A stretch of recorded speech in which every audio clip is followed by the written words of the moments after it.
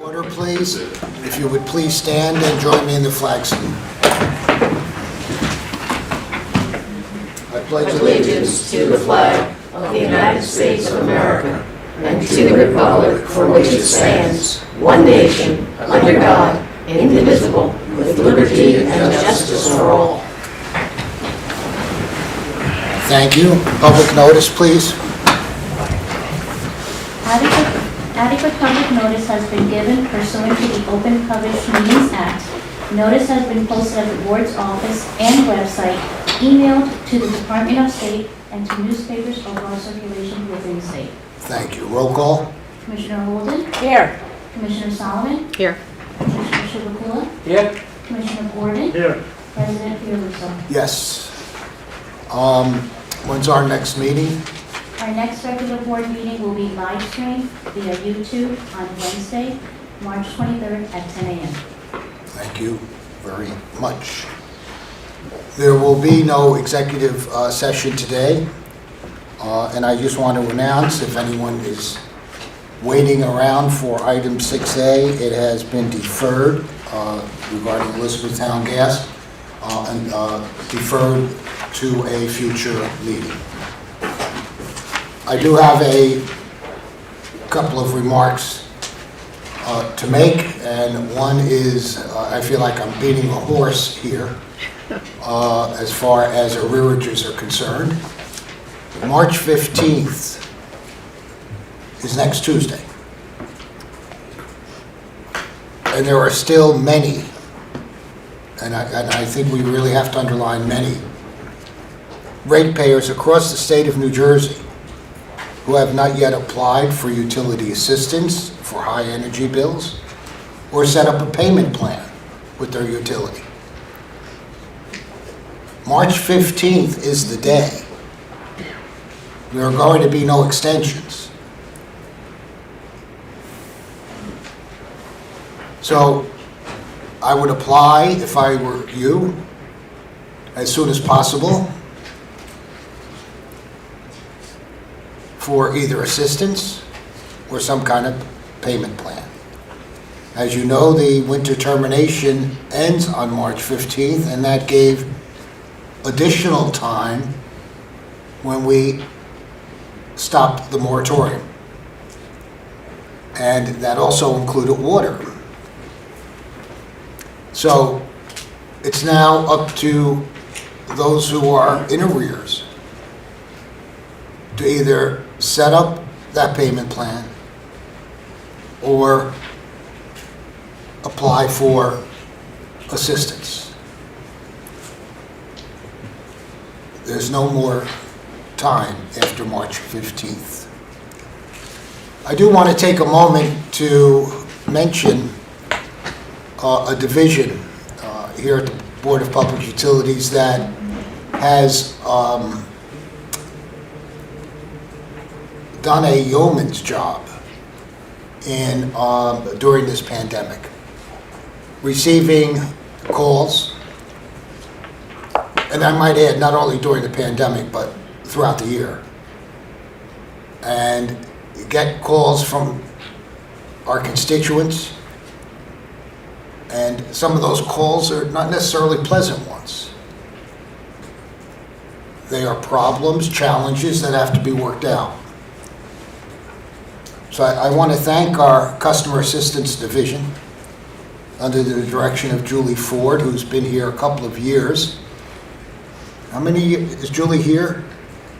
Yeah. No? Answer the phone. 41. She's here. I said 41. 41 years, Julie. Wow. She's thinking of making it a career here. She looks good. Sure does. And they are a division who takes your calls and gives you guidance, and I'm talking to the public, and direction regarding utility questions, cases, and concerns. They are working hard to help anyone with information, to help ratepayers address their utility arrearages. And I want to thank the entire team in our Customer Assistance Division for their dedication. and their willingness to help people. And they all take their jobs very, very seriously. You may have seen Julie and her staff on social media.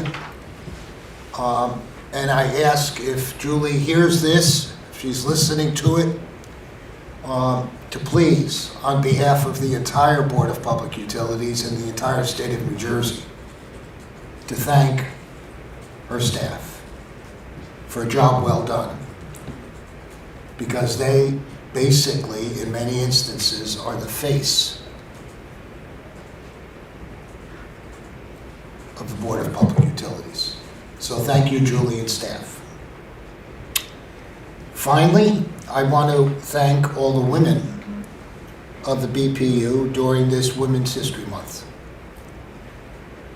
You bring tremendous value to the Board of Public Utilities and to the ratepayers of our state and to society in general.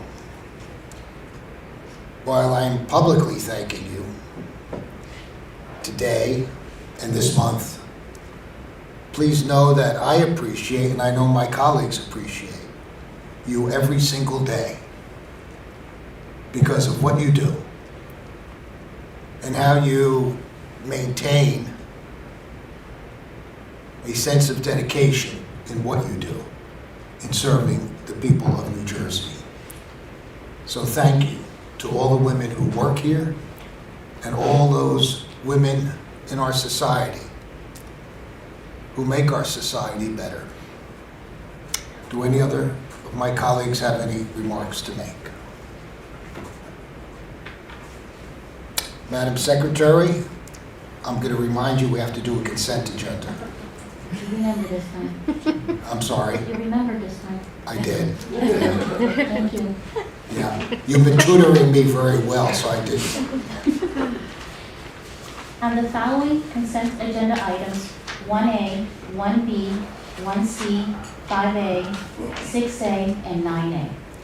So moved. Second. Roll call? Commissioner Holden? Yes. Commissioner Solomon? Yes. Commissioner Chibukula? Yes. Commissioner Gordon? Yes. President Fiordaliso? Yes. Start our regular agenda. There are no items under audit that have to be considered today. That brings us to energy. Paul? There are 3 items, and item 2A regarding basic generation service. Good morning, Commissioners. Good morning. On January 28th, the state's 4 electric distribution companies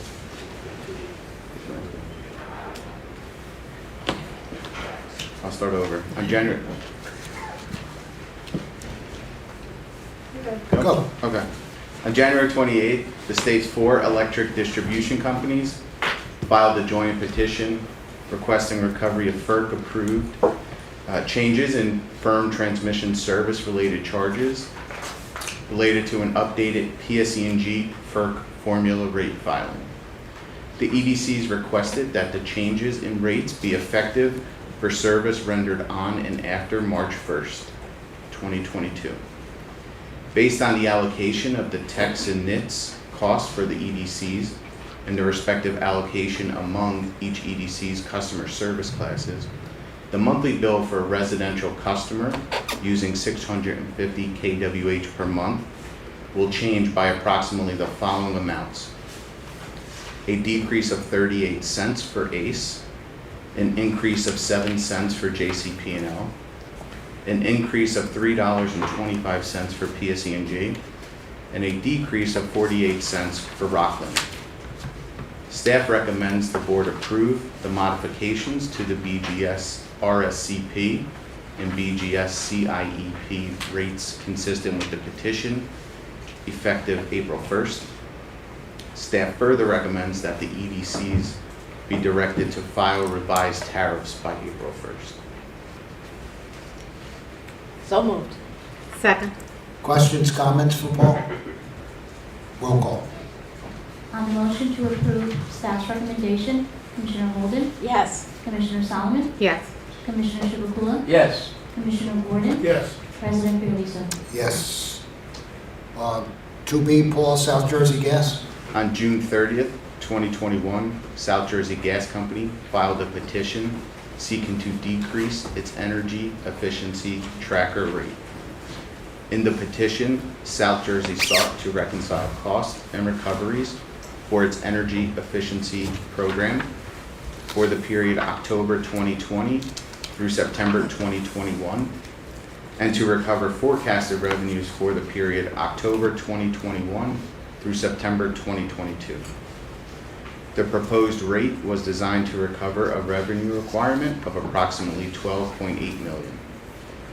Through discovery, South Jersey updated the revenue requirement to include actual information through November 2021, which reflected a revenue requirement of approximately $12.4 million. Following a review, the parties executed a stipulation that would allow South Jersey to implement a revised EET rate consistent with the update. As a result, a typical residential heating customer will experience a decrease of 24 cents in their monthly bill. Staff recommends that the board issue an order adopting the stipulation and directing South Jersey to file revised tariffs by March 31st, 2022. So moved. Second. Questions, comments? Roll call. On the motion to approve staff recommendation, Commissioner Holden, Yes. Commissioner Solomon, Yes. Commissioner Chivukula, Yes. Commissioner Gordon, Yes. President Fiordaliso. Yes. And 2C, also South Jersey, Paul. On June 1st, 2021, South Jersey Gas Company filed a petition seeking approval to modify its Rider H credit rate related to the return of excess deferred income taxes. In the petition, South Jersey proposed to implement an increase in the per-therm Rider H credit rate. Through discovery, South Jersey updated its schedules with actual information through September 2021. Following a review, the parties executed a stipulation that would allow South Jersey to implement a revised Rider H credit rate consistent with the update. As a result, a typical residential heating customer will experience an increase of 79 cents in their monthly bill. Staff recommends that the board issue an order adopting the stipulation and directing South Jersey to file revised tariffs by March 31st, 2022. So moved. Second. Questions, comments? Roll call. On the motion to approve staff's recommendation, Commissioner Holden, Yes. Commissioner Solomon, Yes. Commissioner Chivukula, Yes. Commissioner Gordon, Yes. President Fiordaliso. Yes. Thank you, Paul. Thank you. David, you're up. Apparently, there is a FERC matter. Anything else we ask?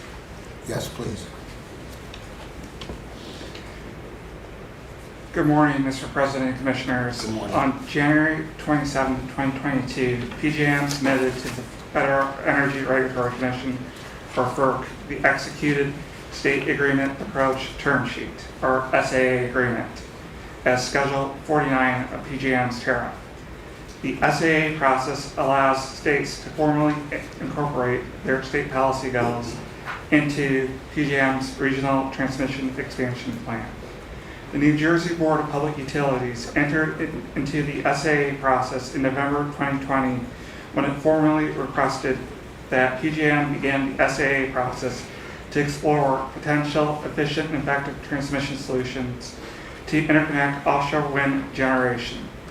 The SAA agreement is a negotiated agreement between PJM and the board that establishes the obligations of the board under the SAA process, but also allows New Jersey and its ratepayers to be reimbursed by any future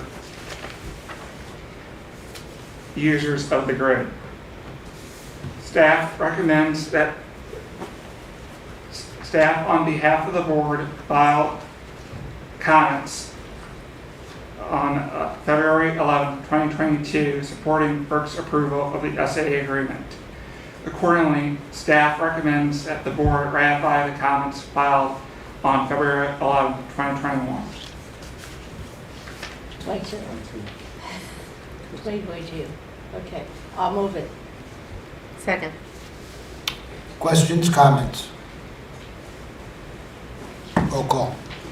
On the motion to approve staff recommendation, Commissioner Holden, Yes. Commissioner Solomon, Yes. Commissioner Chivukula, Yes. Commissioner Gordon, Yes. President Treviso. Yes. Thank you, David. Thanks, Dave. That brings us to the final item under energy. Paul? Third-party suppliers, Paul, are you going to talk to us about? Yes, good morning. I'm here to present this matter from the Division of Law. In 2018, the legislature passed the Clean Energy Act and amended the state's renewable portfolio requirements. Shortly after, board staff learned that some third-party suppliers were charging customers who had fixed-rate contracts new rates to account for the added costs associated with these requirements. However, board regulations at Njac 14:4-7.6 expressly prohibit a third-party supplier from charging rates in fixed-rate contracts. In January 2019, board staff issued a cease and desist letter informing the third-party suppliers to not raise their rates in their fixed-rate contracts. In response, the Retail Energy Supply Association, an industry group whose members are entities that offer retail electric and gas service, filed a petition with the board and argued that the 2018 Clean Energy Act amendments expressly allowed them to pass on the cost of complying with the new renewable portfolio requirements to customers. They asked the board to withdraw the cease and desist letter. More than a year later, in December 2020, board staff attempted to settle the dispute by offering the third-party suppliers a road to compliance. While some third-party suppliers participated in the settlement, RISA filed a petition and appeal to the New Jersey Appellate Division. RISA argued that the board improperly failed to act on its petition, and it argued that the Clean Energy Act did allow the cost to be passed through. In November 2021, the Appellate Division issued an order to remand the issue to the board. The Appellate Division directed the board to act on RISA's petition within 60 days. Board staff obtained consent from RISA and Rate Council to extend this deadline another 60 days. Today, staff and the Division of Law present this resolution for your approval. Upon further review, we read the Clean Energy Act to expressly allow the added cost to be passed through as a matter of law.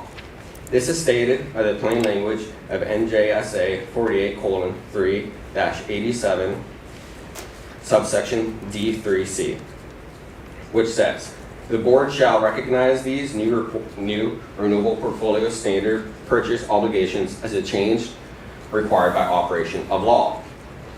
Given this precise language, the Division of Law recommends that the board now grant RISA's petition and withdraw staff's 2019 cease and desist letter. We hope this can resolve the petition and allow stakeholders to move forward. So moved. Second. Questions, comments? Thank you, Mr. President. As a result of the cease and desist letter, were the customers charged less or more? This was just an pending matter. Oh, the cease and desist letter would have asked the third-party suppliers or requested that they not increase the rates for customers. At the time, since RISA's petition was pending, it is my understanding that most third-party suppliers did not pass on these costs. That means there's no refund required, right? I mean, there's no refund involved here because they haven't charged them. We find no reason to comment on that at the time, but we don't expect that to be likely. Yeah, Commissioner, if I can just jump in, Abe Silverman, General Counsel here. I think part of the problem was that the third-party suppliers were all over the map in whether they passed through a cost or not. Some did, some did not. Some did not do so as just a policy matter of good customer service. But I think the place where they objected was that we were prohibiting them from doing so rather than leaving it up to them and looking at the underlying terms of the contract. So I think part of the problem was we did have an inconsistent approach across the industry to complying with the new costs in the Clean Energy Act. So this levels playing field between EDCs and third-party suppliers. Somewhat. It certainly levels it within the third-party suppliers. The question of whether it's equal to the BGS customers is a bit more of a complicated question, but this certainly will put the third-party suppliers all on an equal footing.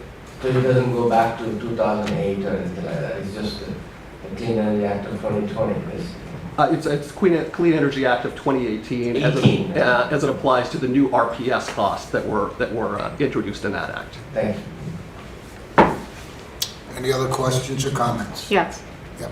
Yeah, as you did earlier, and as we often do, when staff and performs in a way that is exemplary, we mention that at our board meetings, but I think this is a situation that maybe staff was ill-served, actually, by, in both dockets, frankly, by legal staff.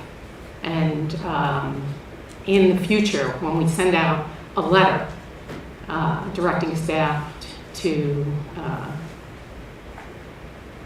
communicate in a certain way, that maybe in the future the legal division should sign a letter themselves, as they often do, rather than lay this at the feet of staff. So that we praise when things are well done, but I think this is a situation where perhaps given the roundabout and through 2 dockets, we were not well served, and I just wanted to point that out. Any other questions or comments? Roll call. On the motion to approve staff's recommendation, Commissioner Holden, Yes. Commissioner Solomon, Yes. Commissioner Chivukula, Yes. Commissioner Gordon, Yes. President Fiorito. Yes. Paul, thank you. Thank you. All right, that brings us to cable television.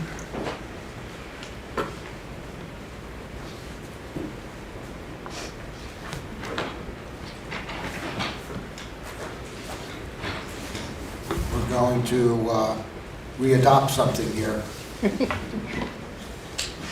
Right, Luanda? We're going to try our best, Mr. President. Okay. Getting there. Good morning, Mr. President, Commissioners. Thanks. Before I start the presentation, if you would allow me, I would just like to piggyback on the President's comments from this morning regarding the customer assistance staff. As you all know, we have staff that are dedicated in the Office of Cable TV and Telecommunications to responding to cable TV complaints, as those are the only complaints that are not handled by customer assistance. And I'd just like to recognize their hard work and dedication as well during the pandemic. Shadi Salar, Larry Hodis, and Terry Priyatka, who handle all of the cable TV complaints for the entire state. So I'd just like to give them a shout out, as the governor likes to say. Thank you, Luanda. Thank you. So, getting back to the matter at hand, today's matter before the board seeks approval of the final readoption of the board's rules governing cable television providers, codified at NJAC 14:18, which are currently due to expire on March 29, 2022. Today's action is the culmination of the rule readoption process, which began a little over a year ago, in February of 2021, when the first of 2 stakeholder meetings were held by the staff of the Office of Cable Television and Telecommunications, in an effort to solicit input from the industry and the public on the rule readoption. Both of the stakeholder meetings were followed by submissions of written comments, which were reviewed by staff prior to the introduction of the formal rule readoption proposal submitted and approved by the board in August of 2021. The rule readoption proposal recommended substantial changes to the rules to address various industry, regulatory, and technology changes, as well as many customer concerns that have arisen over the past 7 years since the last review of the rules conducted in 2014.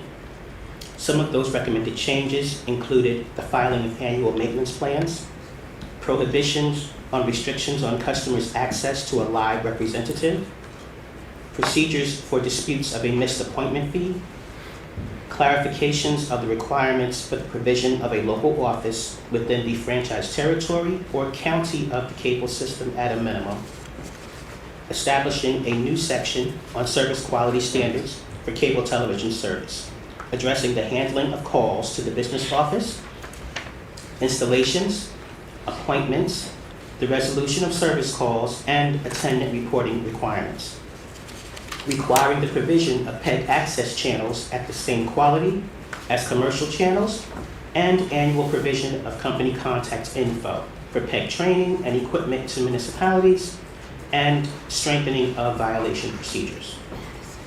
Following publication of the readoption proposal in the New Jersey Register on October 4, 2021, a virtual public hearing was held on November 3, 2021, presided over by Commissioner Shivakula, and followed by a submission of written comments by interested parties through December 3, 2021. Comments were filed by Altice, Comcast, Verizon, the New Jersey Cable Television Association, the Township of Montville, and the Division of Rate Counsel. The Division of Rate Counsel supported the rule amendments and the increased consumer benefits gained from their adoption. The industry filed extensive comments in opposition to the readoption proposal, totaling over 100 pages by one party alone, generally arguing that the board's rules are outdated and are no longer necessary in light of the competition they face from streaming services. They sought repeals of the majority of the board's rules, including various reporting requirements, while opposing the addition of any new requirements such as the new service quality standards. Other areas of strenuous opposition from the industry included changes to the local office rule, the requirement for filing of annual maintenance plans, and changes to the violation procedures, which they claimed would result in unlawful regulation or increased compliance costs. Staff addressed each of the industry's comments in detail, providing explanations of the rationale for the proposed rule changes, refuting many of the erroneous claims of the industry, and reinforcing staff's findings that the attendant benefits of the proposed amendments outweighed the cost. Staff notes that several industry recommendations received during the stakeholder process were included in the readoption proposal in several areas, including the repeal of certain notice and filing requirements of rate changes, and replacing paper filings with electronic notices in certain instances. However, staff declined to recommend adoption of other rule amendments sought by the industry that would adversely affect or reduce customer service. Staff believes the rule adoption strikes the correct balance between the strengthening of customer service protections while providing relief where appropriate, and therefore has not recommended any changes to the initial proposal. Staff therefore recommends the final approval of its readoption proposal with substantial amendments and the submission to the OAL for publication in the New Jersey Register on April 4, 2022. And before the board takes the vote, I just would be remiss if I didn't recognize the hard work and dedication of the following staff members, without which we would not be here today. Amy Drummond, Richard Wagenblast, and Nancy Wolf of the Office of Cable Television and Telecommunications, Carol Artelli and Jacqueline Hardy of Counsel's Office, and Maliha Arnatovic of the Division of Law, who put in countless hours, some working on days off, as well as a few all-nighters to ensure the completion of this process in a timely fashion, and I cannot thank them enough. Thank you. So moved. Second. Well, would you extend our thanks to them also? And I was remiss in not mentioning your customer assistance folks, so that's my bad, and would you extend to them our appreciation for the work that they do? Questions, comments? Thank you, Mr. President. I think I just want to thank the staff, that it was interesting comments and interesting period, and some people claim they were saints and they don't do no harm, and which is not true. Nobody loves their cable company. I haven't come across anybody who says my cable company is the best, but I think there has to be a balance, and especially when you're looking at, we have a task force coming up, it's going to be looking at broadband access, and accessibility and equipment. We don't have any control, we don't regulate the equipment. And I just want to say this, that the equipment costs are exorbitant. I think it's up to FCC, but they're too far out, and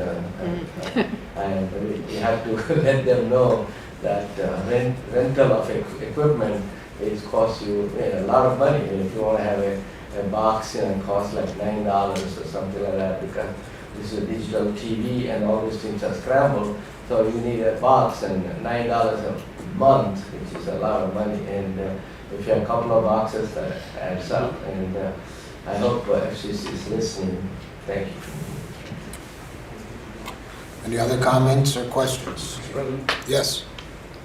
Thank you. I'm glad that Luanda mentioned those names, because I know that her staff had just devoted a tremendous amount of time and effort in meeting deadlines and getting this done. And I want to thank them for their fortitude in standing up to some fairly big players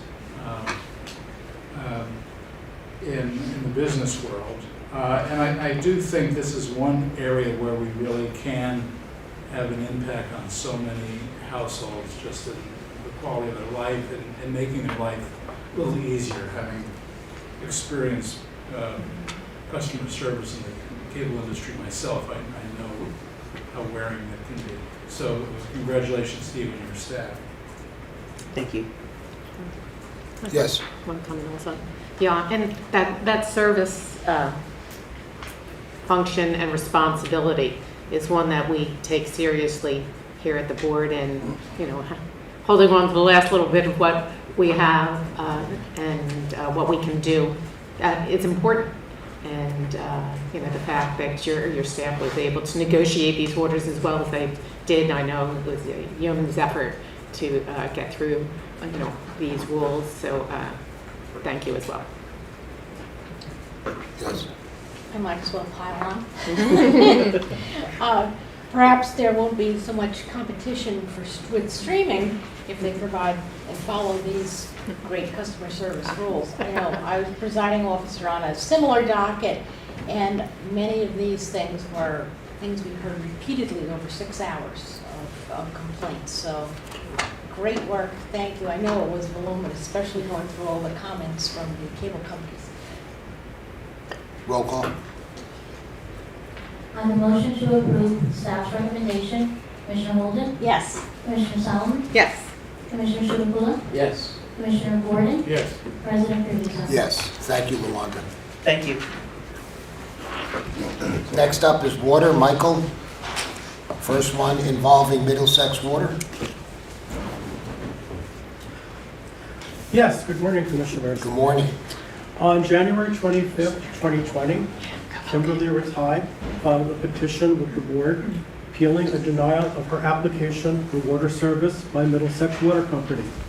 Ms. Ratai lives in a home that has relied on a private well as its sole source of water since the home was constructed in the 1950s.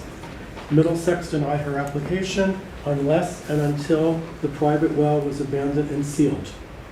The board transmitted this matter to the Office of Administrative Law, where it was assigned to ALJ Judith Lieberman. Ms. Ratai argues that there is no statute or regulation that requires a homeowner to abandon an active private well as a condition to receive water service. Middlesex argued that the DEP regulation cited by Ms. Ratai does not apply to private residences. Middlesex further argued that Ms. Ratai's well is in close proximity to its resident, and it is impossible to verify that the private well could not be connected to the building's existing plumbing, which could result in cross-contamination of the public water supply, even if the necessary backflow preventing devices were installed. Middlesex also argued that its operating procedures prohibit connection to customers who are also served by private wells. And finally, Middlesex argued that recent changes to its board-approved tariff prohibited connections to customers who were also served by private wells. The ALJ found that a blanket provision on the provision of service to private wells was inconsistent with the laws that were in effect at the time that Ms. Ratai made her application. She directed that Middlesex evaluate Middlesex's application, Ms. Ratai's application, based on a particular assessment of the facts specific to her property and well. Staff recommends that the board adopt the initial decision without modification. So moved. Second. Questions, comments? Yes. Yeah, I had trouble with this one. I understand, we have to apply the law, but having run a small system, people have a well. How do you know if that well water is running and it's contaminated, that the system, whether it's municipal or whatever, should they be liable for a contamination that's in that well? And perhaps it's not a matter of, capping it and not using it, but capping it and separating the well from the other system. I don't know how we follow up on this to get some clarification, but. Yeah, I expect that that either Middlesex or Ms. Ratai will be back once the evaluation is conducted. And you're right, it's almost impossible to determine if the plumbing that serves her home also is connected to the well. I know in some instances where gray water is used, particularly in the southeast, they use a different color pipe to delineate that that's not potable water. But I don't know if you can, in fact, do that with a private well serving a residential property. So we need some more information before we say yay or nay on her application. Yeah, I just know my grandmother's house, she was connected to the public system, but then the well, which was, my mother killed me for drinking from that well, but it was separate, that could be pumped and used for other things. But so they were, it was almost like capping, but you could still use it. Yeah. And I assume Ms. Ratai would still like to use the well water for other things, agricultural, whatever. So yeah, this will be an interesting one to follow. Yeah, this was an interesting case. Bob? Yep.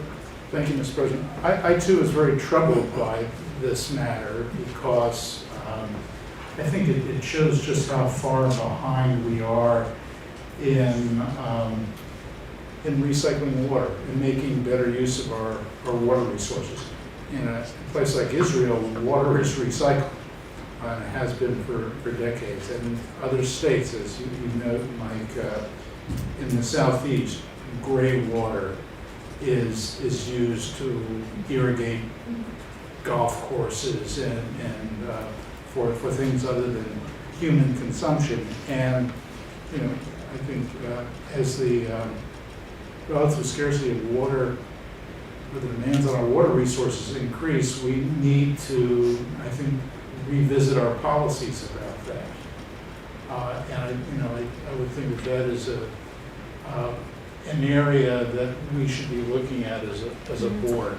And I have spoken to Commissioner Holden about this.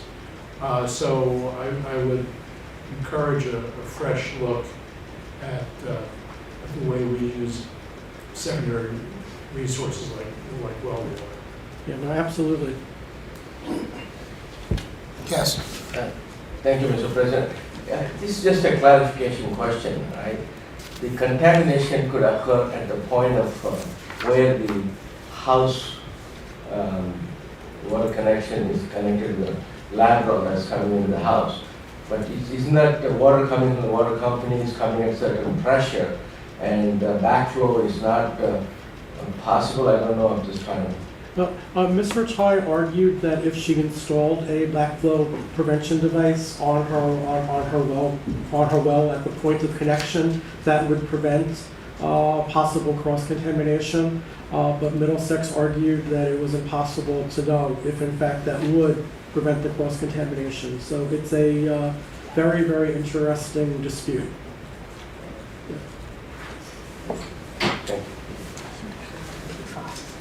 Roll call, please.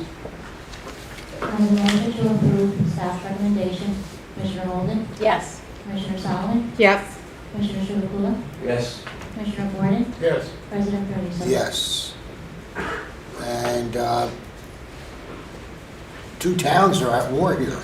Two towns are at war. It's another very interesting dispute.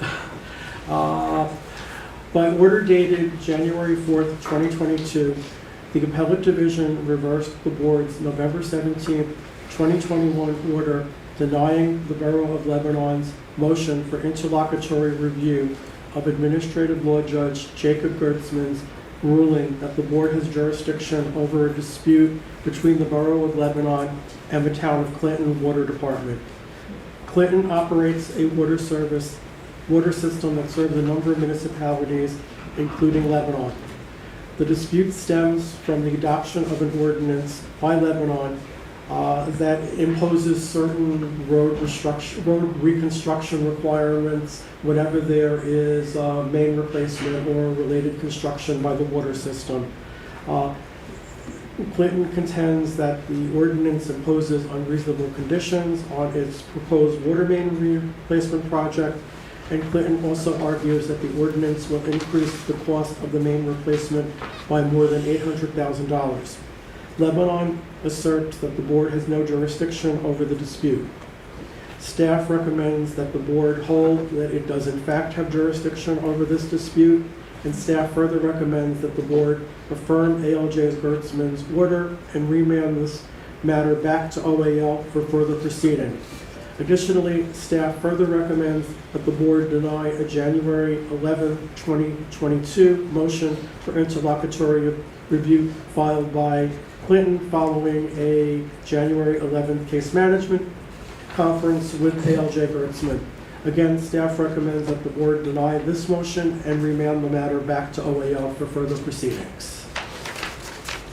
So moved. Second. Questions, comments? Roll call. On the motion to approve staff's recommendation, Commissioner Holden, Yes. Commissioner Solomon, Yes. Commissioner Chivukula, Yes.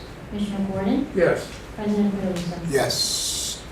And Shore Water Company, Michael? Yes. On January 23rd, 2021, Shore Water Company filed a petition for a rate increase. The company's petition requested an increase in additional annual revenues of $251,000, or approximately 38%. The Board transmitted this matter to the Office of Administrative Law for hearings, and it was assigned to ALJ Jacob Gertzman. ALJ Gertzman provided over 2 Zoom public hearings on January 18th, 2022. No members of the public appeared at either hearing, and no written comments have been received by the Board. Shore Water Company, the Division of Rate Counsel, and Board staff have entered into a stipulation which resolves all issues that arose during the course of this proceeding. The stipulation agrees to a rate increase of approximately $210,000, or 31.74% over present revenues. Under the terms of the stipulation, customers' current rates will increase from $454 annually to $600 annually, which is an increase of $146 per year, or approximately 32.16%. ALJ Gertzman issued an initial decision recommending that the Board adopt the stipulation, and staff recommends that the Board adopt the initial decision. So moved. Second. Michael, when was their last rate increase? 10 years ago.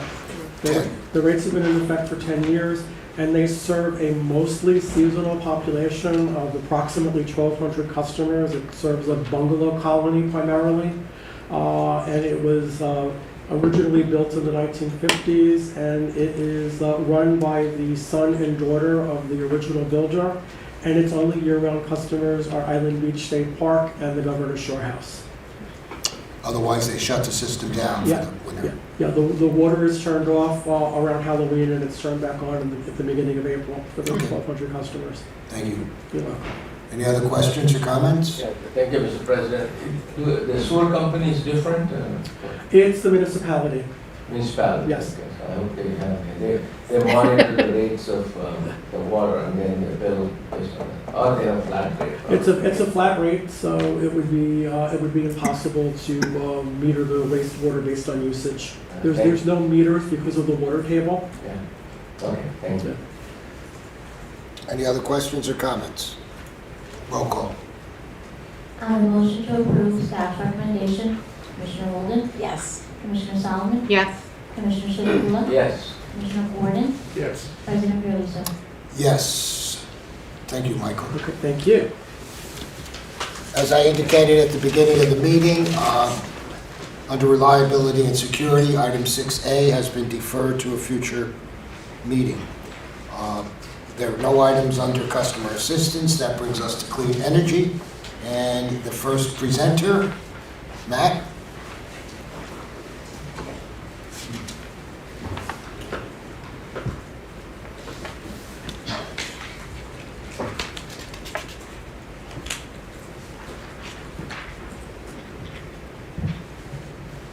Good morning, Mr. President, Good morning. Commissioners. This matter addresses the proposed fiscal year 2022 budget true-up, budget reallocations, and program changes to the New Jersey Clean Energy Program. The fiscal year 2022 New Jersey Clean Energy Program budget was approved by the board on June 24th, 2021. The budget was established in part based upon an estimate of expenses expected to be incurred during the fiscal year 2021. Once actual expenses become known on an annual basis, the board typically approves a true-up budget, truing up the differences between the expenses estimated for budgetary purposes and the expenses actually incurred. Consistent with this practice, and now that all expenses actually incurred during FY21 are known, board staff is making a true-up recommendation, which results in an additional $599,396 available to the New Jersey Clean Energy Program. Additionally, a review of FY22 first quarter program expenditures shows that some program spending is tracking above and below the original projections. Other program budgets have been adjusted due to timeline changes. Therefore, the proposed true-up budget also suggests the below redistributions to align budgets with program performance and other initiatives. On January 12, 2022, staff released a proposal for the draft true-up budget, revised budgets, and program revisions. Staff held a virtual informational session on the proposed true-up budget and program revisions on January 22nd, 2022. Public comments were accepted through January 28th, 2022.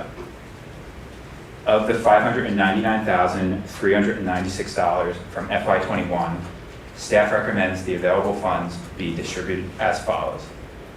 $599,396 to program evaluation. In addition to the distribution of the available funds, staff proposes the following reallocation among programs to align budgets with program performance. Staff recommends the following increases. $1.5 million towards the residential new construction program, an additional $100,000 for the energy efficient products program, $4 million to the direct install program, in addition to the $599,396 proposed for program evaluation. Staff is recommending another $2.4 million to be reallocated to this program. $75,000 towards Sustainable Jersey and $25,000 towards the outreach budget. In consideration to timing and reviewing budget trends, staff proposes the following reductions. $2 million from the residential retrofit program, $6 million from the commercial and industrial buildings program, and $100,000 from the offshore wind program. Further, staff proposes a reallocation within the Comfort Partners program budget amongst the previously approved allocations to each utility. The total budget for the Comfort Partners program will remain unchanged. The reallocation is being proposed as a result of the fluctuation of program demand in response to current participation rates. Also, a small program change has been proposed to improve the administrative efficiency of the Charge Up New Jersey program by providing a flat incentive amount for Phase 3 of the electric vehicle charger incentive. Thus, staff recommends the board adopt and approve the proposed FY22 budget true-up, budget reallocations, and program changes to the New Jersey Clean Energy Program. So moved. Second. Questions, comments? Mr. President? Yes, sir. Mr. President, on the advice of counsel, I'm going to recuse myself from this item. I've been reminded that our clean energy budget includes funds that are directed to New Jersey Transit. And since I'm a board member of New Jersey Transit, the council believes I should recuse myself from this matter, which I will do. Okay, thank you. Any questions or comments? Roll call. On the motion to approve staff's recommendation, Commissioner Holden, Yes. Commissioner Solomon, Yes. Commissioner Chivukula, Yes. President Fiordaliso. Yes. Matt, thank you. Thank you. Dustin, you're up. Somebody wants to do some energy efficiency work. Good morning, Mr. President. and Good morning, Commissioners. Dustin. Equinix LLC submitted an application under the Large Energy Users Program requesting board approval of a financial incentive of $2,450,094.87 for energy efficiency upgrades at data centers in Carburette, Secaucus, and North Bergen. This proposed project has a total cost of $8,843,399.33. If approved, this application would cover the following energy efficiency upgrades. At the Carburette Data Center, 70 existing constant speed 30-ton computer room air conditioning units will be replaced with new units outfitted with variable speed fans, variable speed scroll compressors, and network controls with economizer capability. 14 existing humidifiers will be replaced with adiabatic style humidifiers with direct evaporated wet polymer media and electronically commutated fans. At the Secaucus Data Center, new sensors will be installed to update economizer sequence of operations to maximize free cooling opportunities. At the North Bergen Data Center, 7 data halls will be retrofitted with full cold aisle containment systems which enclose IT equipment in order to more efficiently deliver cold air and reduce required fan energy. Supply air temperature controls will be added to computer room air handlers in order to modulate fan speeds and cooling staging. Annually, this project would conserve 10,453,782 kilowatt hours of electricity and reduce peak demand by an anticipated 1,021.17 kilowatts. The proposed project has an estimated annual energy cost savings of $1,058,636 and an estimated annual operational and maintenance cost savings of $151,000. Staff recommends approval of the application for the total estimated incentive amount. So moved. Second. Questions, comments? Roll call. On the motion to approve staff's recommendation, Commissioner Holden, Yes. Commissioner Solomon, Yes. Commissioner Chivukula, Yes. Commissioner Gordon, Yes. President Fiordaliso. Yes. Thank you, Dustin. Thank you. Scott? You presenting, Kelly? I think I'll be playing the role of Scott Hunter today, Mr. President.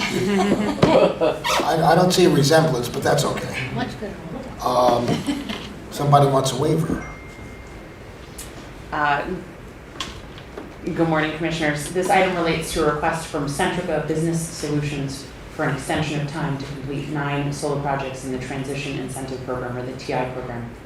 On November 30th, Centrica submitted a petition requesting at least a 6-month extension of the expiration dates for 9 registrations submitted during the final 3 days of the TI program, which closed to new registrations on August 27th. According to the petition, the extensions are needed due to long delays in supply chain for steel, including structural steel for carports, as well as solar panel racking, roofing materials, solar panel systems, and electrical components caused by the COVID-19 pandemic and the current shortage of electricians and other skilled labor to install these solar projects.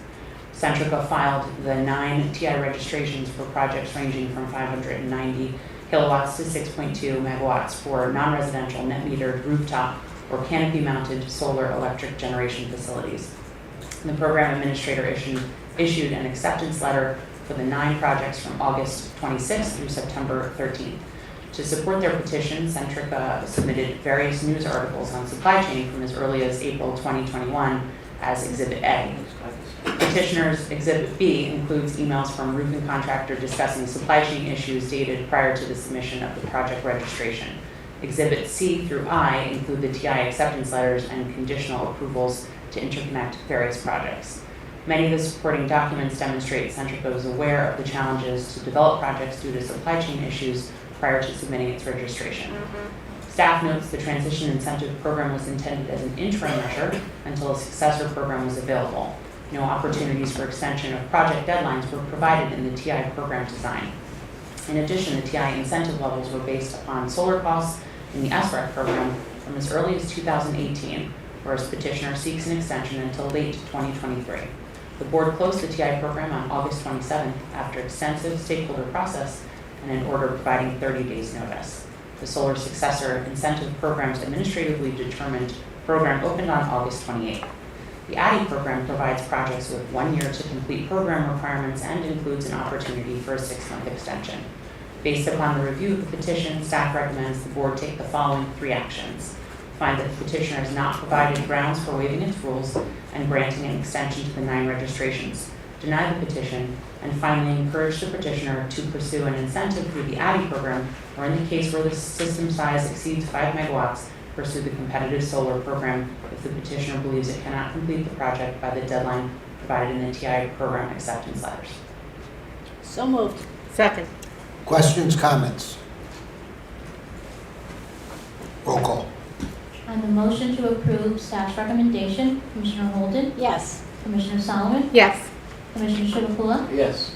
Commissioner Gordon, Yes. President Carrizo. Yes, thank you, Scott. And There Ariane, Community Solar. Community solar indeed. Hello, Mr. President, Commissioners. Morning. On October 28th, 2021, the board granted conditional approval to 105 projects to participate in program year 2 of the Community Solar Energy Pilot Program.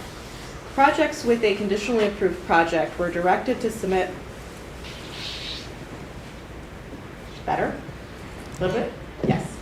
Projects with a conditionally approved project were directed to submit an initial TI program registration package within 14 days of the effective date of the October 2021 order, i.e. on or before November 18th, 2021. Among the approvals were 2 projects proposed on the Pennsville landfill under the names Pennsville Landfill Solar Project A and Pennsville Landfill Solar Project C, with system sizes of 2.7 megawatts and 3 megawatts respectively. Pennsville Solar filed initial TI program registration packages for both projects on November 24th, 2021, which was 6 days after the deadline. On December 13th, 2021, Pennsville Solar filed a petition asking that the board extend Pennsville's deadline to submit its initial TI program registration packages. And in light of the particular circumstances of the projects, staff recommends that the board allow Pennsville Solar to re-register the 2 projects in the TI program. And if the registration packages are complete, the projects be assigned a transition incentive program expiration date 18 months from the effective date of the October 2021 order, which would be the same expiration date as the board granted to all of the other conditionally approved program year 2 projects.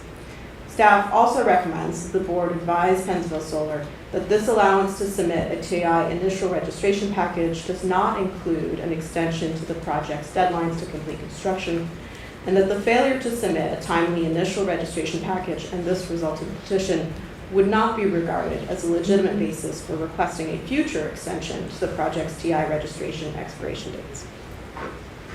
So moved. Second. Questions, comments? Roll call. On I have a motion to approve staff's recommendation. Commissioner Holden? Yes. Commissioner Solomon? Yes. Commissioner Chivukula? Yes. Commissioner Gordon? Yes. President Firouzza? Yes, thanks, Ariana. Thank you. Stacy?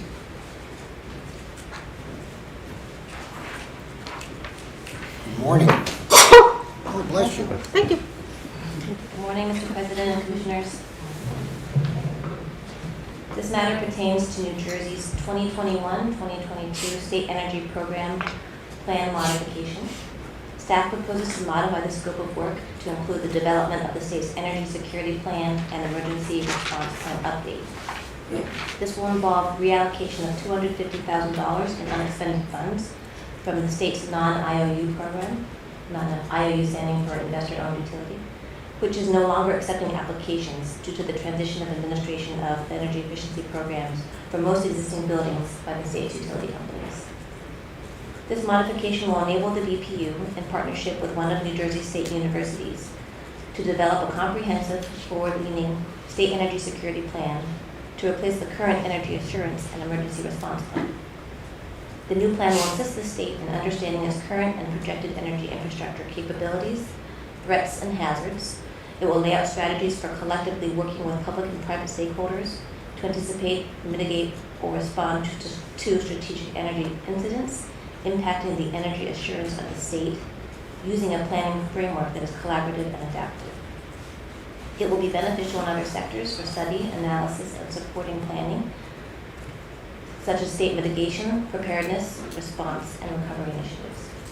In summary, staff requests board approval to submit the modified scope of work for the 2021-2022 State Energy Program Plan to the United States Department of Energy. I'll move it. Second. Questions, comments for Stacy? One question, or one comment, I guess, whatever you think. Well, my understanding is that NJIT is going to be sort of the umbrella and going to be pulling in data that's out in all these other institutions. You mentioned Rutgers and a few other institutions. I might actually call on J.B. Cortez as Division Reliability and Security Head Director. I think he knows more about the details of the plan with the state universities. For him.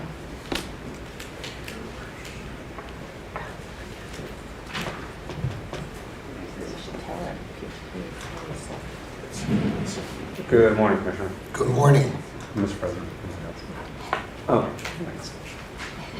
Yeah, so that's a great question. So yes, the primary university, NJIT, will work with other universities as a consortium of partners using all their different levels of expertise in terms of analysis from data as well as partnerships with those institutions that have already done pre-existing work within the state in this particular spectrum. Additionally, they will be working with other federal, state, and local entities to also pull in models and analysis that have already been conducted in the state in the last few years, as well as current reports that are being developed for future advances in our energy system. So the key thing is to really understand past efforts and future initiatives and be able to build a comprehensive threat and hazard analysis, and then at the initial onset, build that with the current critical infrastructure and future projected critical infrastructure in the state, and then develop a plan based on that information. And will they'll also be working with the various sectors of utilities and the data that they already have and kind of... Absolutely. Our primary role on behalf of the state is to be able to bring in all the utility partners to have a comprehensive discussion amongst all of them to incorporate their best practices for operations, especially as we transition into the response aspects of this particular planning process. Thank you. Any other questions, comments? Comments? Yep. Yeah, I think it's wonderful, this whole, I wouldn't call it exercise, but, to update this plan and the information that you'll be gleaning and working with DOE on this matter. We all know the importance, especially today, of being able to have insight into, our utilities and our planning to protect against, bad actors. And, it's very difficult for the federal government to have insight to what the states are doing. You hear that every day on the news, and I can say from my work with the critical infrastructure, and I know that you also have experience in that realm, that, there's a real need for this type of data to be made available on a national basis. And I'm thrilled that New Jersey is participating in this exercise, and then we'll be moving forward to come up with some, design responses and remedies. We've been ahead of this issue. Certainly the utility space has a lot more to do in order to get ready and to be able to address these challenges. And, I'm looking forward to the plan that gets put together. So thank you. Thank you, Commissioner. That's just one question. Yes. Are there any other state agencies that are involved? Just the DOE gives the money, the Homeland Security has no role in this, or they have, because it's a security issue. Well, within the state of New Jersey, it will be an absolute consortium of partners across the board. All their initiatives that have an effect within critical infrastructure, whether it be analysis or regulatory authority or other types of elements, will be involved in our process. And all that will come out during the initial stakeholder assessments and partnerships, which we've already laid out in terms of determining who. My question is that not only the BPU staff, but there may be other agencies involvement is there, and they're going to be, how do you account for that? Correct. Our initial stakeholder list right now is about 65 different federal, state, local, non-governmental organizations that will be involved, including the Department of Homeland Security, Cyber and Infrastructure Security Agency, within New Jersey, the Office of Homeland Security Preparedness, New Jersey State Police, and others that have already been prompted as to our efforts leading into this, and will be, initially engaged as we, bring in the utilities and begin all these discussions. So, yeah, and Commissioner Solomon, to your remarks, fortunately, the Board of Public Utilities is represented as one of the co-chairs of the regional NARA Energy Security Committee through our office, or through this division, and we actually pushed forward on trying to get this initiative done as quickly as possible. NARA, as you know, is currently reviewing all the state's energy security plans for compliance with the IIJ or the Executive order. the New Jobs Act. And so, as a requirement, they are actually developing recommendations to DOE to provide technical assistance and other means to states that actually catch up to where we already are in our redevelopment of our plan. So, Any other questions or comments? It's obviously vital for all sectors of the state and federal government to be involved in this type of security. And as was indicated, particularly during this time when there is heightened awareness that certain actions can be taken by bad actors. And so it's a collaborative effort, and it has to be a collaborative effort. If there are no other questions or comments, roll call. On the motion to approve staff's recommendation, Commissioner Holden? Yes. Commissioner Solomon? Yes. Commissioner Shuba? Yes. Commissioner Gordon? Yes. President Fiorito? Yes, thank you, JB, and thank you, Stacy. There are no items under miscellaneous, but before we adjourn,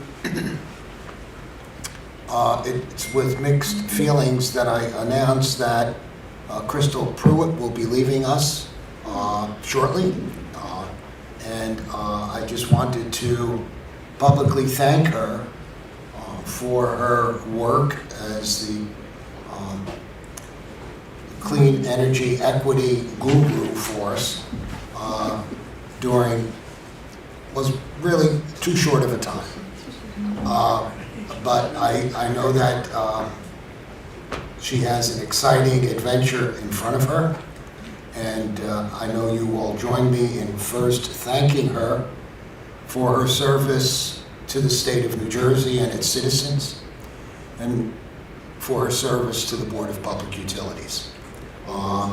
We are blessed here at the board to have so many outstanding folks working here. And unfortunately, we're going to be losing one of those.